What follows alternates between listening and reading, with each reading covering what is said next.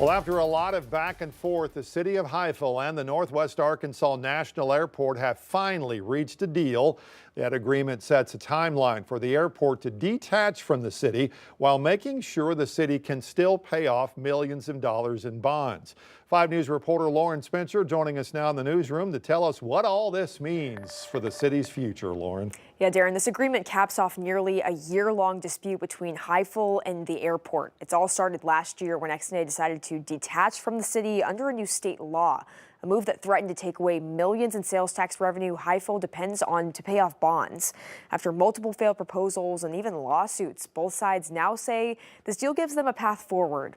Under the new Memorandum of Understanding, Highfill will continue collecting its 2% sales tax at the airport, but only until December 31st, 2030. That money will go towards directly paying off the city's 2018 and 2021 water and sewer bonds. We're going to essentially be making more of a bond payment. Our bond payment now is $52,500 a month, and on top of that, roughly 70-some odd thousand extra will go to the bonds to help pay them off by 2030. XNA leaders say the agreement not only clears up uncertainty for the city, but also allows the airport to move forward. In a statement, CEO Aaron Burks said, quote, "This agreement provides certainty for the airport's long-term ability to serve the people of Northwest Arkansas while also ensuring that the city of Highfill's financial obligations are met. It's a true testament to the power of regional collaboration and working together as good neighbors." For Highfill Mayor Chris Holland, the deal offers stability and a clear date to prepare for. This deal allows us to run our city and grow our city. Well, as long as we do our jobs as elected officials and we don't get greedy and we don't over budget stuff, as long as we know that date's coming up and we keep our budget, we should be just fine. Holland says the city will continue using the money to keep up with services while planning for the future. Once the deal is finalized in court, all pending lawsuits between the city and the airport will be dismissed. It doesn't lock up all of our sales tax like that bill allows it to do. It frees all that up so we can continue hiring police officers or water and sewer operators. We can still go out and try to expand our water and sewer, fix some infrastructure problems, pave some roads, and build parks for our citizens and stuff, and just do what a city does. Next up, both sides still have to finalize the formal agreed order in court. Once that happens, the airport detachment will be official, and Highfill will keep that tax revenue until the very end of 2030. Lauren Spencer, 5 News. All right, Lauren, thanks. Let's talk about the forecast now. Temperatures hotter than we've had all year long today and over the weekend, with more on what is ahead in the forecast. Scott's in the Weather Center to tell us maybe just a little bit of relief. Some change is in the air. Now, you're going to feel hot out there tomorrow. We're waking up in Northwest Arkansas in the low 70s. By lunchtime, we have quickly already warmed up into the low 90s out there. I do expect some scattered thunderstorms, maybe a few more of those thunderstorms tomorrow afternoon into the evening than what we've seen in recent days. About a 40% chance come tomorrow. River Valley temperatures also making that 20-degree jump in only a matter of a few hours, from 77 at 7 o'clock to 97 in the afternoon. I think we're going to be back in the low triple digits, right around 102 tomorrow afternoon for a high in the Fort Smith area before those thunderstorms kick in and cool us down, if you even really want to call it that, going into tomorrow evening. Here's what it could look like on Futurecast by 3:30 tomorrow afternoon. These guys are starting to fire up. They're going to be somewhat hit or miss, so while the chance of rain tomorrow is a little bit higher for a lot of us, it's still no guarantee for anybody. These are going to continue into tomorrow evening. We'll have better chances of rain come Wednesday. That's the day the first of 2 cold fronts arrive. That cold front will bring some minor relief, but it's that second cold front that I'm going to show you in your 10-day forecast that I think may have a lot of folks really excited about. More details on that in just a few minutes. All right, Scott, thanks. A former teacher at Immaculate Conception Church School in Fort Smith has been arrested on charges of assaulting a student. Fort Smith police confirmed 50-year-old Christy Castagno of Fort Smith was arrested this morning, stemming from an incident at the school in April. Sebastian County Jail records show she was booked on charges of second-degree assault and harassment and has since been released on bond.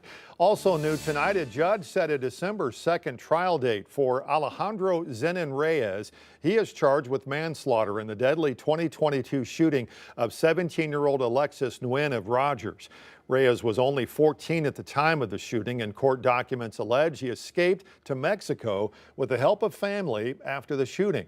He was captured in Mexico this year and is now waiting trial in the Benton County Jail. He has pled not guilty to all charges. After 2 years of planning and renovations, the Prairie Grove Police Department has finally moved back into its old station. However, this time it's just a little bit larger. The station went through an expansion, giving the department much more room to grow over the next 10 to 15 years, especially as Northwest Arkansas continues to grow. The building now includes essentials for police stations like an evidence room, interview and interrogation rooms, as well as a BAC room, which is unusual for a station of their size. Chief of Police Chris Workman says it's great to finally be back. We're beyond excited. I would say overdue from where we've came from, but the growth rate we're seeing, just trying to keep up with the space, it was very much needed. The chief says he believes the station now gives his team all the resources needed to protect the citizens of Prairie Grove efficiently and effectively. State auditor in Arkansas trying to reconnect Arkansans with money and property that's been sitting around waiting for them to claim it. Maya Ellison is telling us now a new law putting unclaimed property payoffs right in your mailbox. Hi, I'm Arkansas Auditor State Dennis Milligan, and this is Bob. Bob has unclaimed cash in the Great Arkansas Treasure Hunt. Wait, really? You may have seen this commercial airing on our station, the Arkansas Auditor's Office's effort to make sure you know you could be entitled to an unexpected payday. This isn't just limited, this is going to go all over the state. They call it the Data Match, also known as the Great Arkansas Treasure Hunt. Through this initiative, Arkansans can now receive automatic checks through unclaimed property funds. Allows us, as the Auditor of State, to send without any application if we owe you between $50,000 and $5,000 of unclaimed property. Here's how it works. The auditor's office partners with a contracted company to search a database and begin the verification process. From there, pre-notification letters are sent to alert you. Then, the claims process begins. Well, a lot of it comes from, believe it or not, old utility deposits that they tried to find the owner and they couldn't find it, so they sent it to us.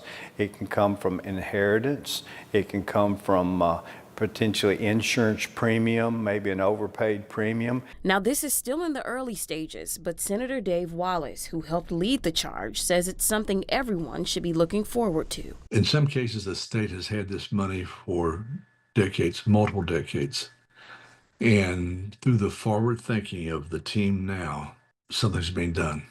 And that money doesn't belong to the state. That money belongs to the people of Arkansas. As for how much you could receive, Auditor Dennis Milligan says payouts range between $100 and $1,000. And finding out how to receive it is easier than ever. Keep watching that mailbox, because there may be a check in it for you. It was Maya Ellison reporting. Now the first check's expected to be sent out early next month. Well, it is county fair season in our area. Washington County Fair officially starts tomorrow through Saturday with gates open from 10 to 10 pretty much every day. Fair has been an annual tradition in Washington County since 1857.